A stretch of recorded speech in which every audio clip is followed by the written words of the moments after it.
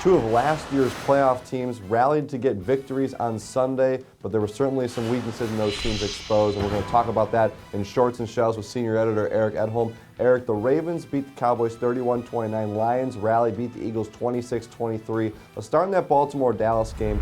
Baltimore gives up a ton of rushing yards in that game, the most in team history. So obviously there's some issues that other teams might try to take advantage of when they play Baltimore. Yeah, second week in a row now the Ravens have given up more than 200 rushing yards. They were down to Philip Tanner and guys that were the third and fourth running backs for the Cowboys, and yet they were still able to gash them. And it looks like Haloti Ngata is probably going to be out for a couple weeks. And Lardarius Webb, their corner, their best cover corner, probably out for the season with an ACL, unconfirmed at this point, but it doesn't look good. So this is a Ravens team that's 5-1 now and had to win this game. I mean, they did themselves a big favor in the AFC North. Steelers losing, Bengals losing, but I really question the long-term stability about this team.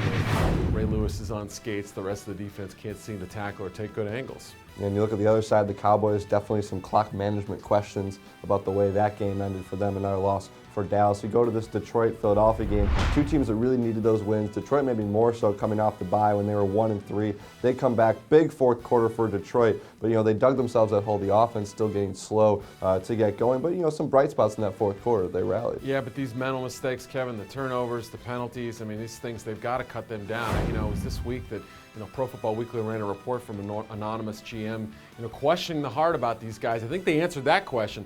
But also, just the discipline of this team is a serious issue now, even coming out of this win. The Eagles most definitely let them get back into the game with turnovers of their own. They should have closed this game out. They had their opportunities. They did not. Credit the Lions for taking advantage, but I still question whether this team has the ability to get back in this playoff race and get above 500. For the Eagles, they have a long way to go in a competitive NFC East with defending champion Giants and those Dallas Cowboys. But if Mike Vick keeps fumbling the ball, throwing interceptions, you got to wonder if Nick Foles is going to get an opportunity at some point. To see the rest of Eric's observations from Week 6, be sure to check out his column Shorts and Shells at our website, profootballweekly.com.